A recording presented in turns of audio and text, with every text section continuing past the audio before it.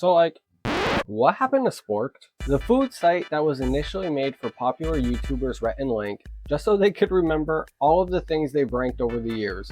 But it eventually grew into its own site, with a dedicated staff of writers and food tasters, gaining some good traction as a blog. Then it started posting its own YouTube videos that would slowly grow its own niche fan base over time, before finally we get to now, where Mythical has sold Sporked off to Savage Ventures, you know, the people who run Vice, and with it ending a short yet iconic 4-year run the brand had with Mythical. I figured I would do a deep dive into Sporked, how and why it started, why it got sold off, and everything that happened in between. Also, shout out to this comment for suggesting this video. So today everybody, sit back as we look back on Sporked.com.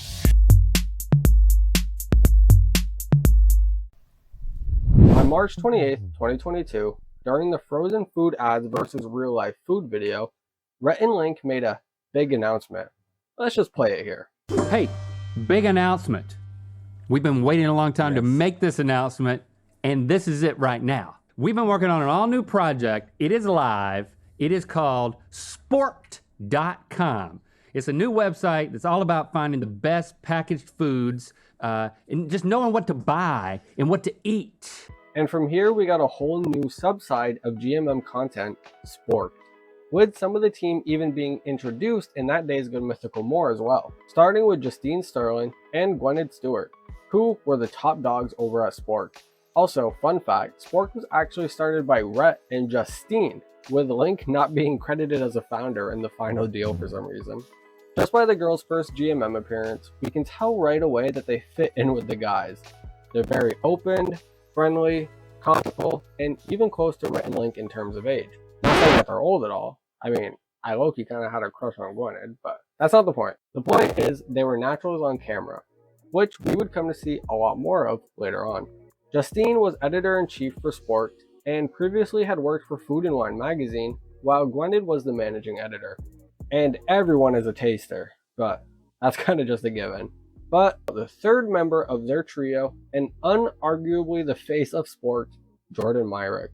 Jordan has been with the team since the start and was brought on to be a staff writer for the brand, with her already having a solo comedy career going before this. They decided she would be a perfect fit for the team. And boy, were they right. I mean, people love Jordan, man. Her unfiltered, true responses to anything the guy said was truly unhinged and created so many good moments. And a hello to Jordan from Sporked. Hello. What up, Jordan? How's it going? Good. Okay. Let's address the hat. Can you Great, Can yeah. you spin it? Don't be confused. It's just me, Jordan from Sporked. I'm still the adult you know and love, but I'm wearing overalls and a cropped baby shirt and also a fun hat. And together, they created this sort of trio of grocery store professors. For about a year and a half, Sporked was mainly only writing articles and blog posts, using their GMM leverage to gain views, and making good use of Google SEO strats. But in 2024, they decided to grow the brand presence a little more. Here, we can see Jordan specifically got promoted from just a writer and editor to an actual content creator and producer, which is when they started the series where Jordan would rank the top 5 things they reviewed as Sporked for the entire week.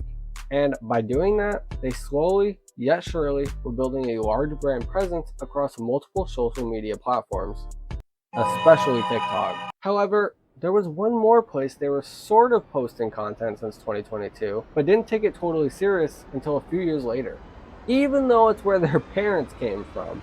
And that, my friends, is YouTube. Now, the Sporked channel has been around since 2022, like I said, with them posting random best of snack lists and whatnot, but the real kicker is on May 7th, 2024, when we randomly, with no context, got uploaded this banger, Ultimate Dip Taste Test unedited. And well, it delivered on the title, with the video literally being Jordan just at a desk eating dips and ranking them, with Gwynedd and whoever else comes through. It is truly a gem and the fans ate it up.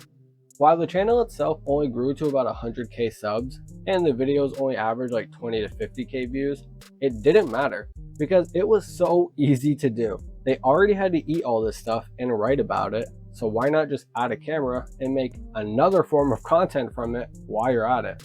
And they did this stuff constantly, with them even having GMM guests every now and then, like Rhett Link obviously. They had Emily on quite a bit, and even Mythical Chefs Josh and Trevor, among others.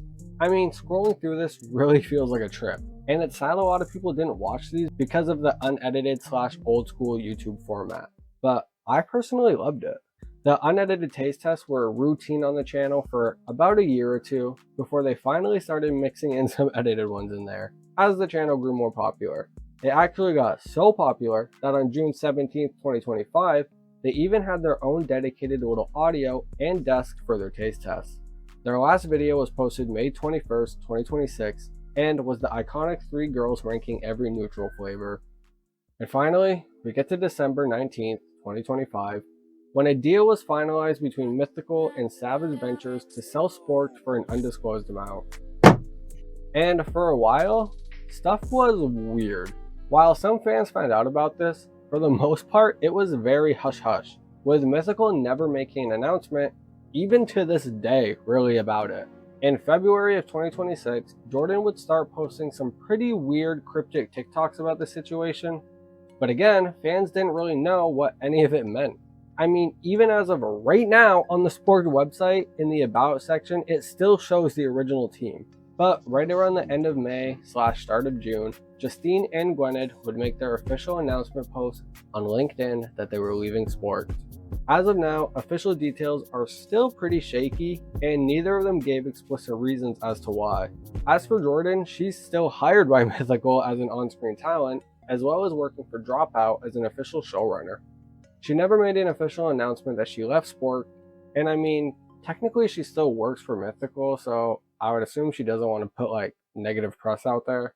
Sporked is still posting articles, but again, the site just feels like a weird time capsule into the last bit of the Mythical era. I really just don't know why it hasn't been updated yet. Looking back, it is quite sad to see what happened to Sporked. I mean, I'm not sure of all the financial and emotional stuff going on in the background of like Rhett and Link's lives, but it's crazy that these are the same guys who at one point saved Smosh and are the same people to sell Sporked to a literal corporate media slop.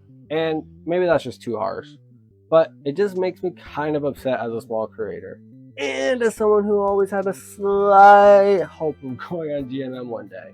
I mean, with this, Stevie's gone, I don't know anymore, man. I also feel pretty sad that these people are literally just left looking for work now, while their fans miss them, and one of their original members is still working with Rhett and Link. It all just feels a little odd to me. Justine and Gwynedd made posts towards each other, but again, Jordan has stayed silent, as have Rhett and Link. Just makes me a little bit like, damn bro, that was really it? And who knows how long we'll have this backlog. I might just start mass downloading the videos in case they just randomly get wiped one day. I mean, who knows? Crazier stuff has happened when channels change hands like this, so. But what do you think? Am I just being too pessimistic, or do you think the whole Sporked situation was a little weird? Make sure to let me know in the comments below, because I do love to react and interact with you guys. And if this got you wanting more deep dives into YouTube history or other things, make sure to like and subscribe so more of them pop up on your homepage. And remember, anything can be special, it's just how you look at it. Peace, y'all.